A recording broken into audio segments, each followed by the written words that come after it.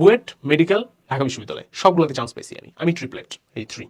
ঠিক আছে, ট্রিপলেট হওয়াটা কি তোমার কোনো সিভিতে তুমি অ্যাড করতে পারবা? তুমি যখন চাকরি বাকরি করবা তুমি অ্যাড করতে পারবা যে আমি বুয়েটে চান্স পেয়েছিলাম, Dhaka medical Dhaka medical chance পেয়েছিলাম? না।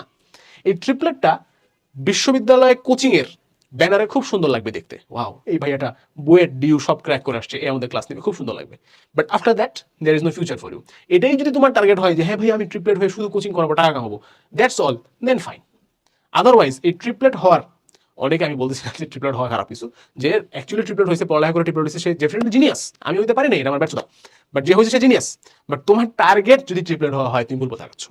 তুমি টার্গেট হবে যে কোনো একটা, বাকি দুটাই এমনি চান্স পাবা, দেন ইউ আর গুড।